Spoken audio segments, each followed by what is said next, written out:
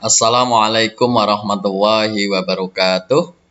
Baik anak-anakku, kita mulai pembelajaran kali ini dengan membaca basmalah bersama-sama. Bismillahirrahmanirrahim. Semoga dimudahkan pemahaman kita, diberkahi ilmu kita, sehingga bermanfaat dunia akhirat. Baik anak-anak, kita akan belajar tentang materi larutan elektrolit dan non-elektrolit. Yuk kita mulai pelajarannya. Tentang larutan ini, elektrolit dan non-elektrolit ini, kita bahas dulu topik tentang larutan. Apa itu larutan? Larutan adalah campuran yang homogen dari dua atau lebih, di mana masing-masing zat penyusunnya tidak dapat dibedakan lagi secara fisik. Saya ulangi, larutan adalah campuran yang homogen. Apa itu homogen? Dia sudah menyatu, tidak bisa dibedakan mana zat A, mana zat B, dan seterusnya. Contohnya ini, nak. Yang saya ambil ini adalah larutan gula. Larutan gula, prosesnya adalah ada air, kemudian dimasukkan gula dimasukkan ke air, kemudian diaduk. Setelah larut jadi satu, sekarang kita sudah sulit membedakan mana airnya, mana gulanya. Itu jelas sudah sulit. Kalau sudah begitu, itulah yang disebut larutan, yaitu campuran homogen. Homogen sekali lagi sulit dibedakan antara zat A dan zat B-nya. Mana gulanya, mana airnya sulit dibedakan di sini. Maka ini disebut larutan. Kalau ini beda lagi. Ini ada lumpur, ada pasir, ada air. Ini diaduk, walaupun menyatu, tapi kalau didiamkan seberapa waktu, beberapa saat, maka dia akan mengendap begini. Itu berarti masih bisa dibedakan. Mana airnya, mana lumpurnya, mana pasirnya, itu masih bisa dibedakan. Kalau begitu, ini bukan larutan. Jadi ini nggak bisa disebut larutan. Beda lagi dengan ini. Ini saya tidak sebut merek, tapi dari kemasannya kamu sudah hafal ini ya. Larutan ini namanya larutan isotonik. Larutan pengganti ion tubuh. Dilihat saja, ini kan larutan elektrolit. Maksudnya ini larutan. Kenapa? Karena zatnya ini, mana garamnya, ini kan terbuat dari air ditambah garam, ditambah gula, ditambah asam sitrat, ditambah garam Inggris, dan macam-macam ya. Sehingga jadi larutan seperti ini, minuman isotonik, pengganti ion tubuh. Ya, ini sudah nggak bisa dibedakan mana airnya, mana gulanya, mana garamnya, mana garam Inggrisnya, sudah nggak kelihatan. Maka sudah menyatu, maka itu disebut homogen. Tidak bisa dipisahkan, tidak bisa dibedakan mana zat A, mana zat B-nya. Kalau begitu ini disebut larutan. Jadi paham ya? Apa itu larutan? Larutan adalah campuran yang homogen dari dua atau lebih zat, di mana masing-masing zat penyusunnya tidak dapat dibedakan lagi secara fisik. Gitu. Oke? Yuk, sekarang kita akan membahas selanjutnya. Berdasarkan daya hantar listrik, maksudnya begitu, larutan dibedakan menjadi dua, yaitu larutan elektrolit dan larutan non-elektrolit. Apa itu larutan elektrolit? Larutan elektrolit adalah larutan yang dapat menghantarkan listrik. Kalau larutan non-elektrolit adalah larutan yang tidak dapat menghantarkan listrik. Kita lihat yuk. Coba, larutan elektrolit yang kayak apa, larutan non-elektrolit yang kayak apa. Inilah, larutan elektrolit itu bisa dieksperimenkan, bisa diuji coba. Caranya bagaimana? Ini larutannya ini tadi, ini ada larutan di sini, diwadahi gelas, kemudian ada larutannya, kemudian ada rangkaian listrik di sini untuk mencoba. Ini ada sumber listrik, aki, tak taruh kutub plus, kutub min, ada kabelnya begini, ini dikasih lampu. Ya, kemudian ini dihubungkan dengan batangan elektrode namanya ini. Ini hanya batangan ini fungsinya hanya untuk memasukkan listriknya ke dalamnya. Ini juga ada batangan elektrode yang nyambung ke kutub negatif. Ini hanya ampere meter atau voltmeter, pengukur arus, pengukur tegangan. Prinsipnya bagaimana? Ini ada listrik yang mengalir. Kemudian ini dimasukkan ke dalam, dimasukkan ke dalam. Larutan ini akan kita uji. Ya, batangan ini tadi dimasukkan ke dalam. Setelah itu larutan ini akan kita uji apakah dia menghantarkan listrik atau tidak. Kalau dia menghantarkan listrik, maka lampu ini akan menyala. Tapi kalau larutan ini tidak menghantarkan listrik, maka lampu ini akan mati. Begitu. Jadi bisa diuji larutan ini adalah larutan elektrolit atau tidak. Artinya menghantarkan listrik atau tidak. Apa indikatornya? Indikatornya dilihat dari lampunya ini tadi. Lampunya ini tadi, ya. Lampunya ini nyala atau tidak. Oke, kalau lampunya nyala, berarti larutan ini terbukti sebagai larutan elektrolit. Tapi kalau lampunya ini mati, larutan ini terbukti sebagai non-elektrolit. Oke, ya kita pelajari lebih detail. Oke, kita lihat. Prinsipnya begini, nah. Ini saya kasih dua sajian, dua contoh. Ini adalah larutan elektrolit, sementara sini adalah larutan non-elektrolit. Contoh non-elektrolit itu adalah larutan gula, sugar, gula. Ya, nah, sementara ini NaCl, garam dapur. Jadi ini larutan garam dapur, ini larutan gula. Ternyata setelah dicek, larutan gula itu tidak mampu menghantarkan listrik. Larutan garam dapur mampu menghantarkan listrik.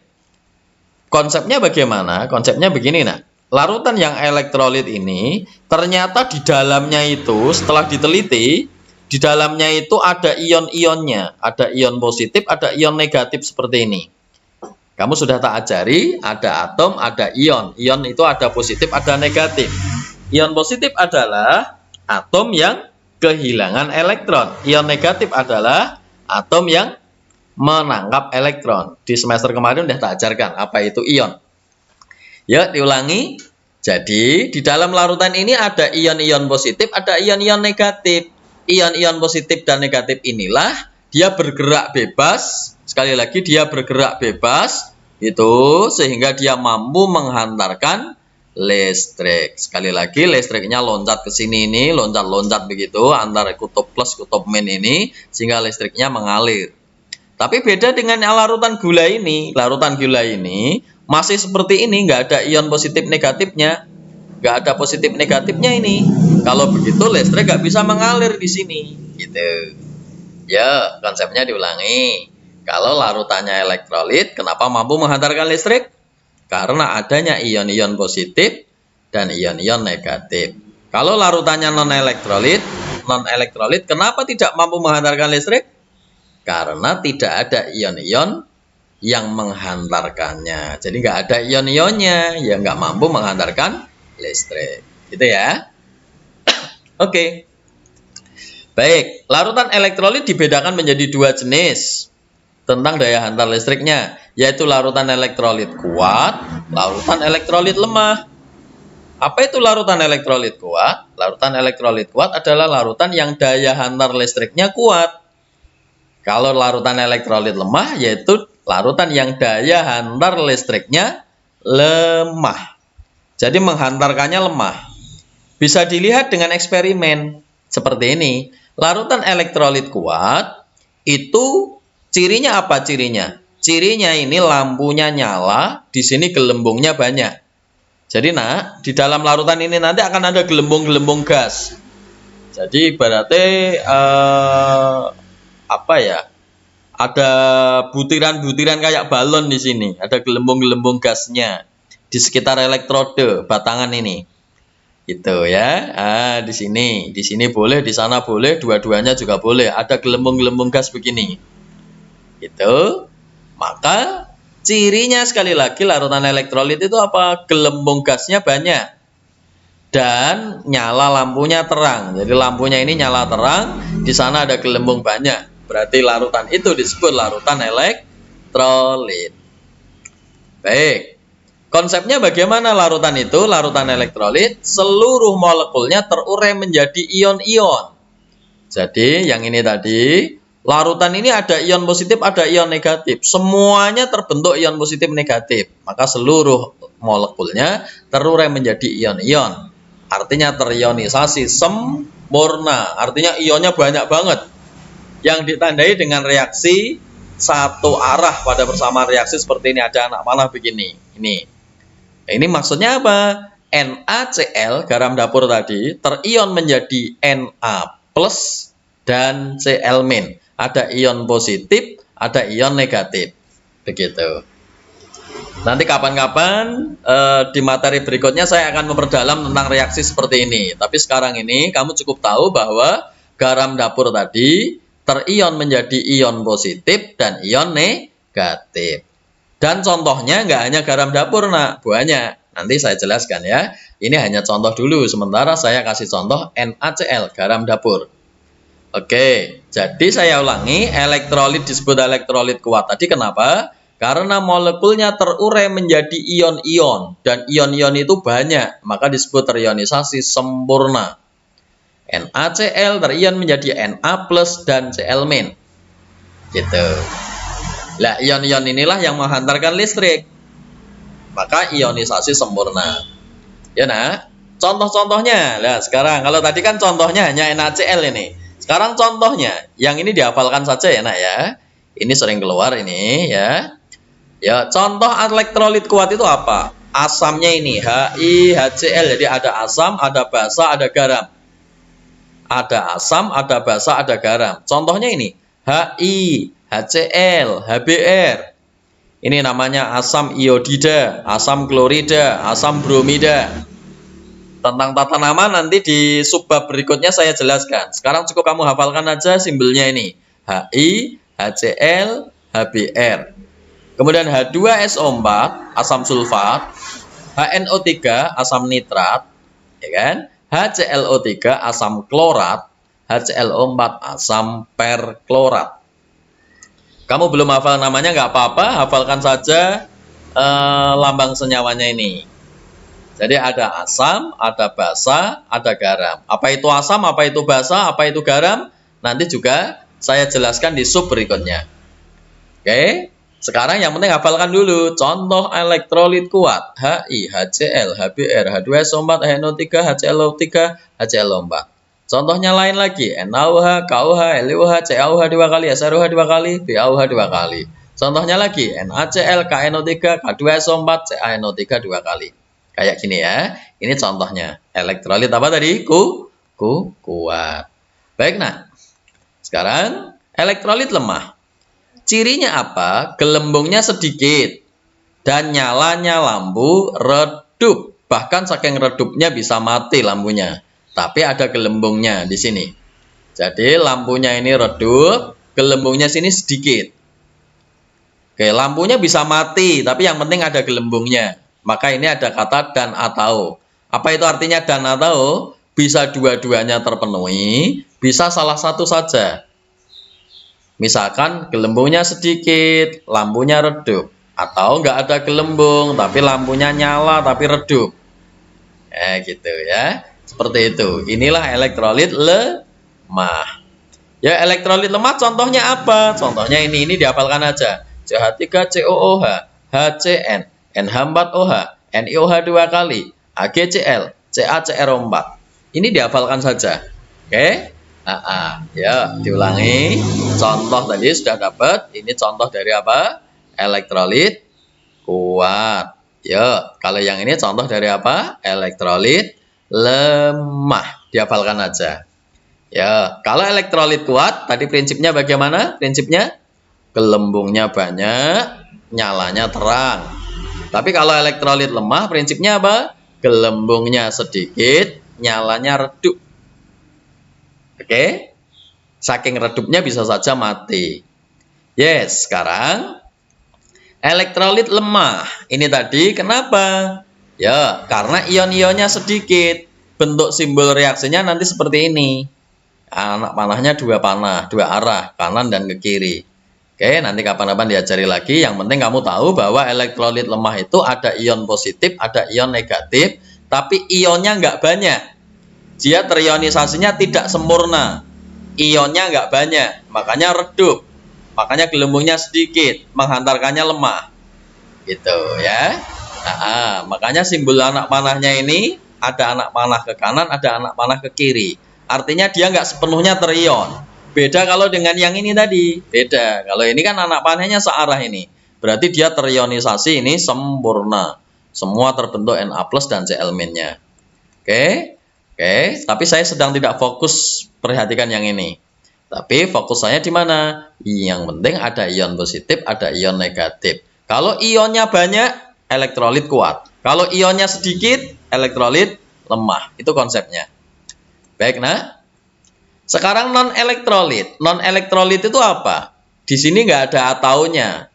Cuman dan. Artinya apa? Dua-duanya ini terpenuhi. Artinya gelembungnya nggak ada, lampunya juga mati. Diulangi, di sini nggak ada gelembung. Ini bukan gelembung ini ya. Ini bukan gelembung, ini cuman molekul-molekulnya. Contohnya gula. Gula itu ada partikel gulanya. Molekul-molekulnya. Nggak ada ion ini. Nggak ada plus, nggak ada minusnya. Nggak ada gelembungnya. Sini lampunya mati. Kalau seperti itu disebut non-elektrolit. Oke. Ya. Larutan non-elektrolit itu berarti terion apa tidak? Tidak, dia tidak terionisasi, nggak ada ionnya. Nah, larutan non-elektrolit itu contohnya apa? Gula, urea. Urea itu pupuk itu loh ya.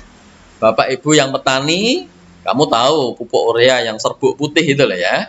Nah, itu ada gula, ada urea, ada alkohol, itu termasuk non-elektrolit, tidak mampu menghantarkan listrik.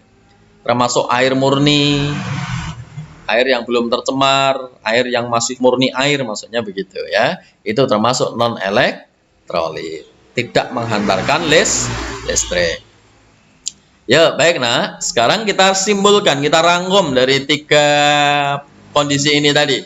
Ada larutan elektrolit, ada larutan elektrolit lemah, maksudnya yang ini elektrolit kuat ya. Ada larutan elektrolit kuat, ada elektrolit lemah, ada non-elektrolit. Kalau elektrolit kuat, mampu menghantarkan listrik, dapat menghantarkan listrik. Kalau elektrolit lemah, ya dapat menghantarkan listrik, tapi lemah. Lampunya redup, gelembungnya sedikit tadi.